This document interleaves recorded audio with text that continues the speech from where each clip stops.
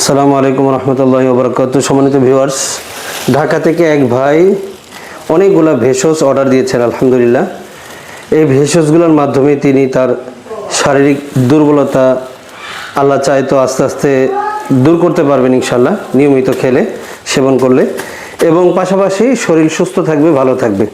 আমি আপনাদেরকে দেখাই দেব উনি কোন কোন ভেষজ নিয়েছেন এবং মধু নিয়েছেন, যেগুলো দ্বারা উনি হালুয়া তৈরি করবে।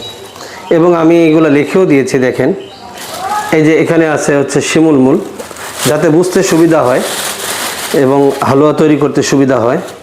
এটা হচ্ছে আলকুশি, শোধন করা আলকুশি, আপনারা দেখে রাখেন।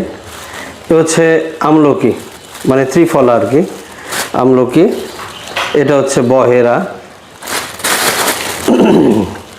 এটা হচ্ছে অশ্বগন্ধা। এগুলো সবগুলোই আসলে খুবই ভালো কার্যকরী এবং আমার নিজের হাতে ভাঙানো, এগুলো বুঝতে পারছেন, ধুয়ে পরিষ্কার করে নিজের হাতে ভাঙানো। আর পরিষ্কার জিনিস খাবেন, ভালো জিনিস খাবেন, শরীর ভালো থাকবে। আর অস্বাস্থ্যকর জিনিস খাবেন, বিভিন্ন দোকান থেকে কিনবেন যেগুলো ধোয়া নাই, পরিষ্কার করা নেই, সেগুলা খেয়েও ভালো রেজাল্ট পাবেন না। এটা হচ্ছে বীর্যমণি, আমি সবগুলোর নাম লিখে দিয়েছি যাতে বুঝতে সুবিধা হয়। এটা হচ্ছে তালমূল, এবং তাকে বানানোর নিয়মও বলে দিয়েছি। ভুই কুমড়া, এটা হচ্ছে হরতকি, আর এটা হচ্ছে সবেদ মুসলি, এটা হচ্ছে গোক্কর কাটা। এই কতগুলো ভেষজ নিয়েছেন। দুনিয়াতে তো ভেষজের অভাব নেই, অনেক ভেষজ আছে, কিন্তু এত ভেষজ আসলে লাগে না। হ্যাঁ, ভালো ভালো কয়েকটা উপাদান হইলেই তাইলেই আশা করা যায় যে ভালো কাজ করে ইনশাল্লাহ। এটা হচ্ছে সরিষা ফুলের মধু, 2026 সালে সরিষা ফুলের মধু। এটা গরম পড়ছে যার জন্যে এটা তরল অবস্থায় আছে। এটা সরিষা মধু। আর এটা হচ্ছে লিচু ফুলের মধু, র মধু, এই যে দেখেন ফেনা হচ্ছে, এটা হচ্ছে লিচু ফুলের মধু। এই সরিষা এবং লিচু ফুলের মধু দিয়ে যখন মানে হালুয়াটা তৈরি হবে, তখন হালুয়াটা এত সুস্বাদু হয়, মজাদার হয়। হ্যাঁ, এবং কোনো চিনির প্রয়োজন হয় না। আসলে চিনি দেওয়া হয় এটা একটু স্বাদ করার জন্য, কিন্তু চিনি তো শরীরের জন্য আসলে ক্ষতিকর। তো যার জন্যে আমি তাকে পরামর্শ দিয়েছি যে হাফ কেজি লিচু ফুলের মধু নেন আর সরিষা ফুলের মধু নেন, তাহলে দুইটা মিক্স করে যখন হালুয়াটা তৈরি করবেন, মানে খুবই স্বাদ লাগবে, সুস্বাদু লাগবে, এবং উপকার তো আছেই। আর এটা বানানোও সহজ। দুইটা মধু একসাথে দিয়ে পাউডারগুলো ভালো করে মিক্স করে, হ্যাঁ, খুব ভালো করে মিক্স করে বাস মধুর মধ্যে দিয়ে ভালো করে নাড়বেন। নাড়তে নাড়তে হালুয়া তৈরি হয়ে যাবে। বয়মে রেখে দেবেন। হ্যাঁ, বয়মে রেখে দিয়ে সকালে বাসি পেটে 1 চামচ 2 চামচ, অথবা রাত্রে খাবার পরে 1 চামচ 2 চামচ, যে শেষ।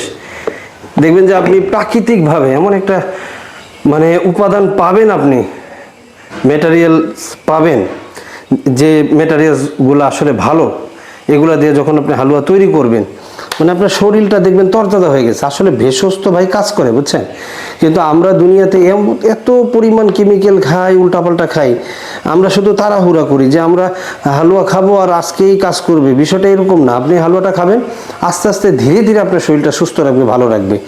কথা কি বুঝতে পারছেন? সকালে আপনি বাসি পেটে 2 চামচ খান, একদম ফজরের সময় উঠবেন 2 চামচ খাবেন, আর একটু মধু খাবেন, দেখবেন আপনার খুব ভালো কাজ করবে।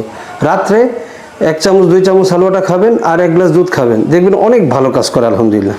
তো আমরা কেমিক্যাল না খেয়ে ভেষজের দিকে আসি, তাহলে আপনাদের জন্যই ভালো, আমাদের জন্য ভালো, শরীরের জন্য আপনার উপকার হবে, ভালো কাজ করবে, আর আপনিও আনন্দ বোধ করবেন, আপনার বাড়িওয়ালিও আনন্দ বোধ করবে। যাই হোক, এই ভেষজগুলো নিতে চাইলে মুমিন বানিয়াতি শপে যোগাযোগ করবেন। চ্যানেলটি লাইক, শেয়ার, কমেন্ট করবেন, সাবস্ক্রাইব করবেন। আমার নাম্বারটি হচ্ছে 01643 45 81 85। এই নম্বরে হোয়াটসঅ্যাপ আছে, ইমোতে আপনারা যোগাযোগ করে পাউডারগুলো নিতে পারবেন, মধু নিতে পারবেন, এবং মাকা পাউডারও নিতে পারবেন। আসসালামু আলাইকুম ওয়া রাহমাতুল্লাহ।